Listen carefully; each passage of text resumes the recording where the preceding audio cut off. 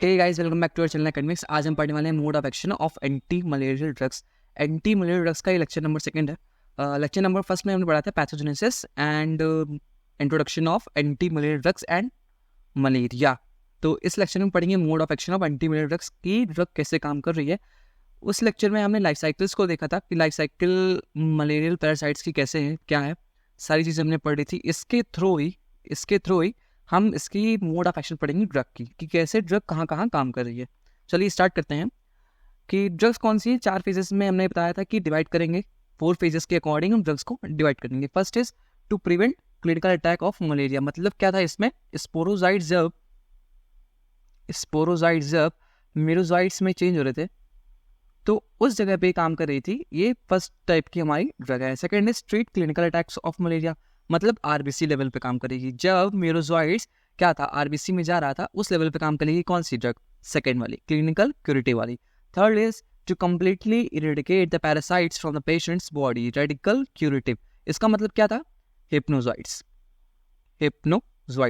जब लीवर में हमारे हिप्नोजॉइड्स बन जा रहे थे, उसको कम्प्लीटली इरेडिकेट करने के लिए, मतलब इरेडिकेट का मतलब है रिमूव करने के लिए, कौन सी ड्रग यूज होगी, वो टाइप थर्ड में आ रही थी हमारी, रेडिकल क्यूरेटिव में। फोर्थ था to cut down the human to mosquito transmission.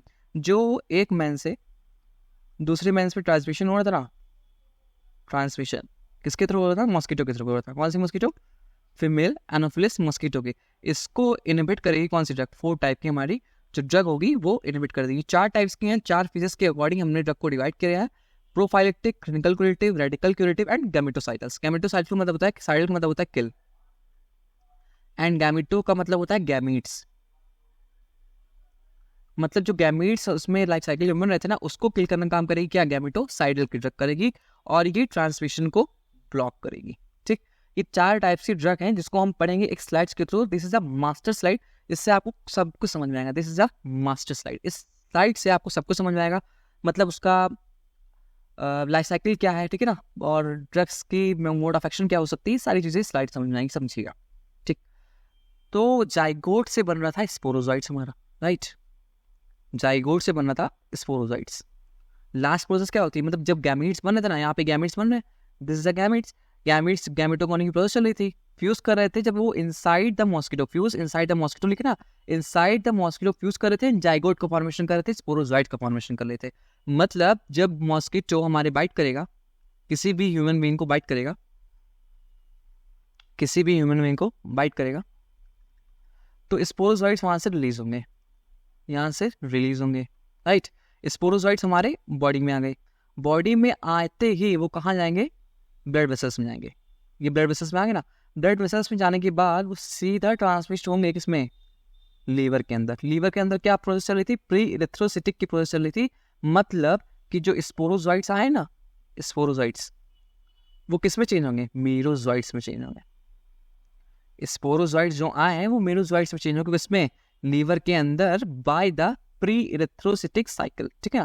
Pre इरिथ्रोसिटिक cycle के थ्रू स्पोरोजॉइट्स मेरोजॉइट्स में चेंज हो गए। ठीक, इतनी प्रोसेस चल रही थी किसके अंदर, लीवर के अंदर।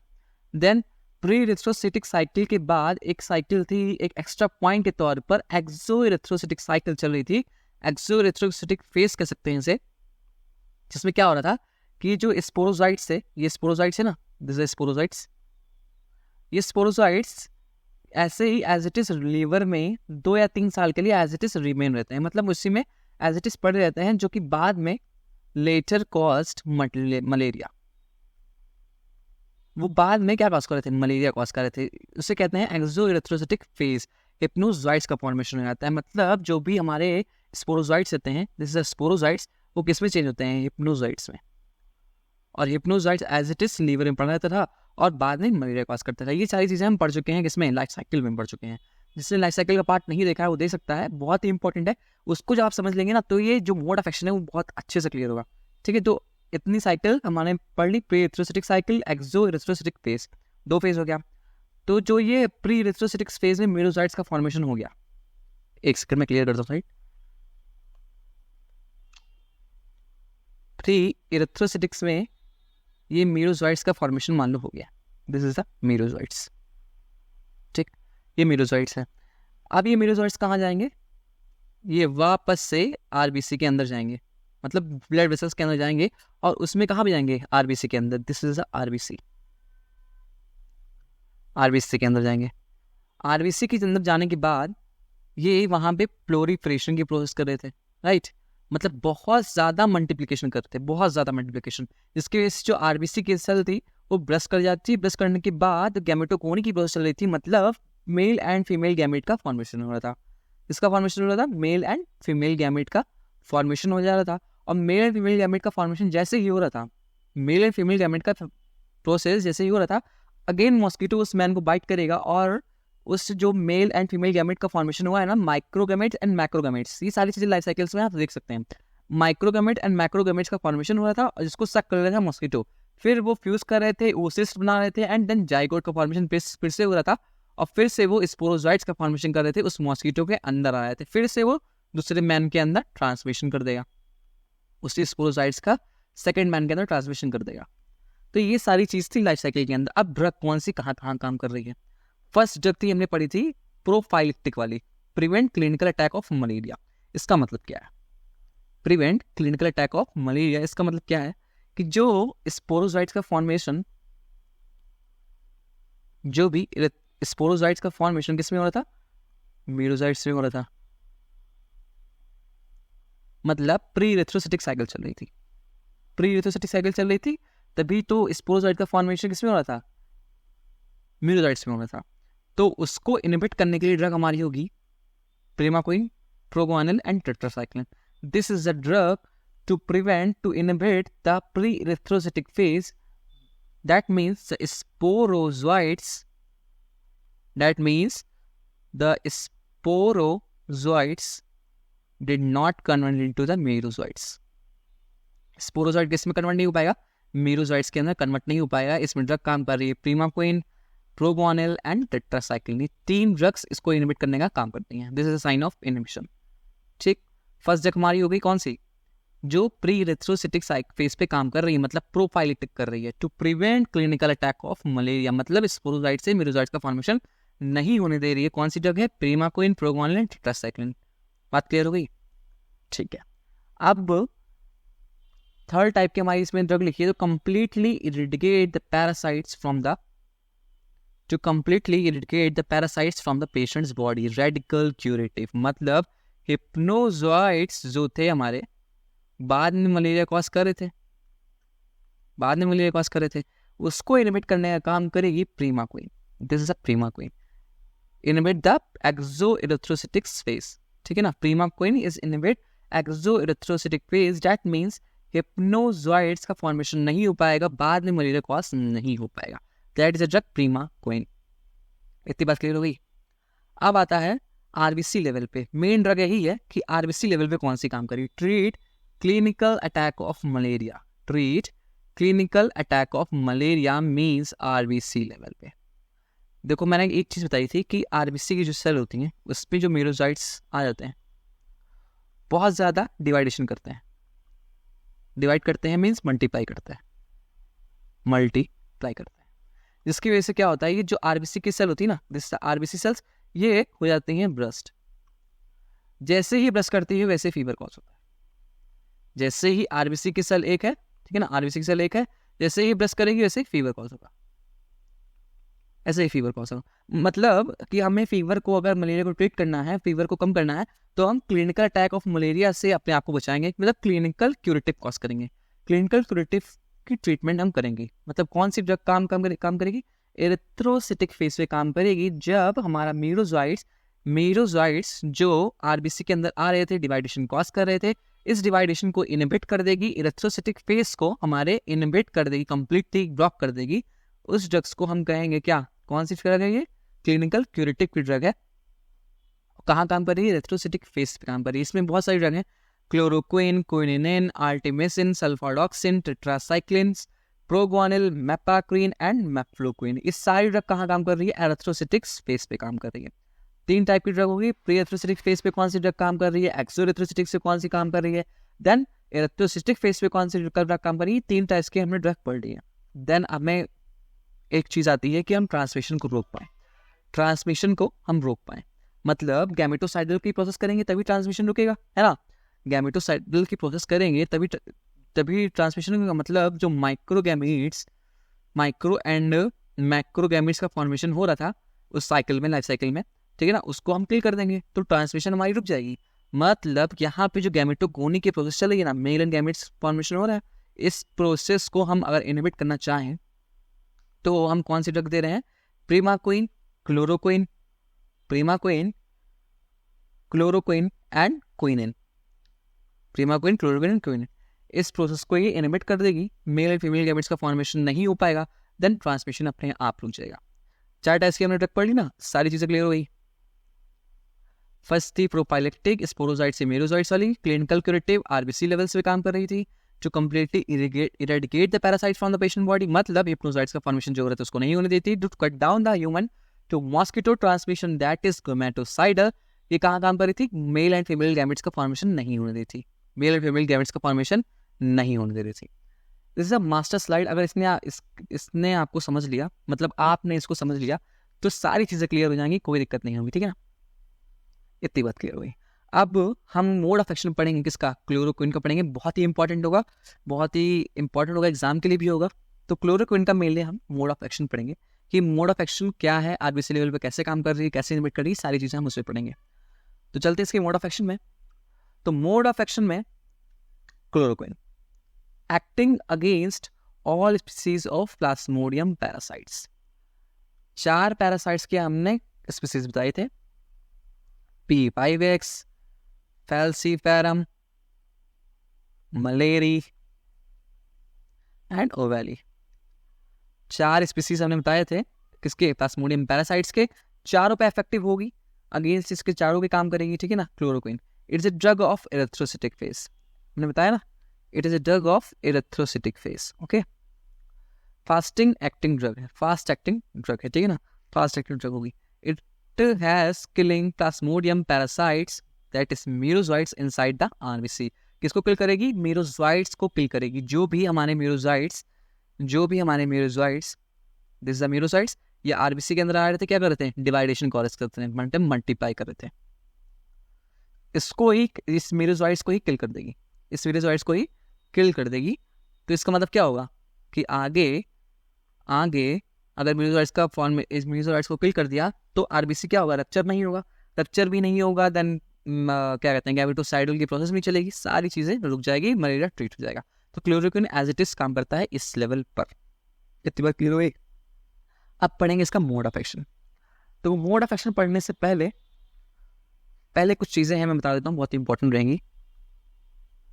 देखो, अगर आरबीसी है, ये आरबीसी की सेल है मान लो, ठीक, आरबीसी की सेल है, इसमें क्या है? प्लाज्मोडियम के पैरासाइट्स हैं, प्लाज्मोडियम के पैरासाइट्स हैं, मतलब मेरोजॉइट्स हैं। This is a cell of RBC. RBC के देखो उसी लेवल पे काम करी ना, आरबीसी के लेवल पे काम करी, इसलिए इस चीज़ को पढ़ेंगे हम। तो ये आरबीसी की सेल हो गई, ठीक, आरबीसी की सेल हो गई। ये क्या हो गया? अंदर प्लाज्मोडियम की, या मेरोजॉइट्स कह सकते हो, प्लाज्मोडियम की वो हो गई अंदर सेल, ठीक। अंदर उसके वैक्यूल प्रेजेंट होता है, अंदर उसके क्या होता है? वैक्यूल प्रेजेंट होता है। तो प्लाज्मोडियम पैरासाइट्स क्या करता है? जब भी वो आरबीसी के अंदर आता है, प्लाज्मोडियम पैरासाइट्स क्या करता है? जब भी वो आरबीसी के अंदर आता है तो वो हीमोग्लोबिन को कन्वर्ट करता है हीम में। और हीम किस पे कन्वर्ट होता है? H3, that is hemozoin. यहाँ ले देता हूँ, हेमोजोइन में कन्वर्ट होता है। प्लाज्मोडियम पैरासाइट जब आरबीसी के अंदर आया ना, this is the cell of RBC and this is a plasmodium, ठीक, इसका वैक्यूल अंदर। तो प्लाज्मोडियम जब भी आरबीसी के अंदर आता है तो हीमोग्लोबिन को किस में चेंज करता है? हीम में कन्वर्ट करता है। हीम किस में कन्वर्ट करता है? H3, मतलब हेमोजोइन में कन्वर्ट करता है। जो हीम होता है इसका, यहाँ पे जो हीम बन रहा है, तो हीम जो इसका होता है वो होता है टॉक्सिक, ठीक है ना। और H3 जो होता है हेमोजोइन, ये होता है नॉन टॉक्सिक, ये होता है नॉन टॉक्सिक। मतलब हीम बन रहा है तो टॉक्सिक है, देन H3 बन रहा है, हेमोजोइन बन रहा है तो नॉन टॉक्सिक है। मतलब स्टेबल है किसके लिए? पैरासाइट्स के लिए। स्टेबल है किसके लिए? पैरासाइट्स के लिए। तो जो भी हमारी प्रोसेस होती है ना कि हेमाजोइन का फॉर्मेशन हो रहा है, लास्ट में हेमोग्लोबिन से किस में चेंज हो रहा है? हीम में चेंज हो रहा है, ठीक है ना, फिर हेमाजोइन में चेंज हो रहा है। तो ये प्रोसेस किसके अंदर चल रही है? वैक्यूल के अंदर चल रही है। वैक्यूल को बताने का मतलब मेरा यही था कि सारी प्रोसेस जो भी हमारी आरबीसी की सेल हो गई ये, देन उसके अंदर क्या हो गया? ये पैरासाइट हो गया, प्लाज्मोडियम, देन उसके अंदर क्या है? ये वैक्यूल है। तो इस सारी प्रोसेस जो कन्वर्जन चल रहा था हीमोग्लोबिन से haem, that is toxic, then haemozoin, that is non toxic. ये प्रोसेस कहाँ चल रही? सारी वैक्यूल के अंदर चल रही है। मतलब जो भी हमारा प्लाज्मोडियम पैरासाइट से उसके वैक्यूल के अंदर प्रोसेस चल रही है। मतलब ये कन्वर्जन कहाँ हो रहा है? वैक्यूल के अंदर हो रहा है, इनसाइड द वैक्यूल। ये प्रोसेस कहाँ चल रही है? Inside the vacuole. तो इतनी बात क्लियर हो गई कि हीमोग्लोबिन किस में चेंज हो रहा है? हीम में चेंज हो रहा है। हीम किस में चेंज हो रहा है? हेमाजोइन में चेंज हो रहा है। तो क्लोरोक्विन की जो ड्रग रहेगी वो किसको इनहिबिट करेगी? हीम का कन्वर्जन हेमाजोइन में नहीं होने देगी, इसको इनहिबिट कर देगी। समझिए क्या चीज़ है। दिस इज द हीमोग्लोबिन, ठीक है। हीमोग्लोबिन चेंज हो रहा था किसमें? हीम में, देन हेमाजोइन में, ठीक। इतनी चीज़ें हो रही थी। तो क्लोरोक्विन की जो ड्रग है, इससे क्लोरोक्विन है, तो किसको इनहिबिट करेगी? हीम से हेमाजोइन का फॉर्मेशन नहीं होने देगी। मतलब as it is toxic substance बना रहेगा और ये जो हमारे प्लाज्मोडियम पैरासाइट्स है उसको अफेक्ट करेगा, खत्म कर देगा, किल कर देगा। Kill the parasites inside the RBC, ऐसे ही ट्रीट कर देगा किसको? मलेरिया को ट्रीट कर देगा। चीज समझ में आ गई? अब इसको हम पढ़ लेंगे क्या? थ्योरेटिकल फॉर्म में। Chloroquine actively work on infected RBCs, move inside the RBC, inside के अंदर आरबीसी के अंदर मूव करेगा। In RBC drug will enter inside the parasites merozoites on their vacuole, ठीक है ना। आरबीसी के अंदर क्या होगी? जो ड्रग रहेगी, क्लोरोक्विन की ड्रग है, वो पैरासाइट्स के अंदर एंटर करेगी, उसके वैक्यूल के अंदर। इंक्रीज द पीएच को इंक्रीज कर देगी, दैट इज उसको अल्कलाइन बना देगी, ठीक है ना। So this increase pH interferes in the conversion or degradation of hemoglobin done by parasitic lysosome। इसको समझिएगा कि जब वो एंटर कर रही है, मतलब कोई भी ड्रग है, जैसे क्लोरोक्विन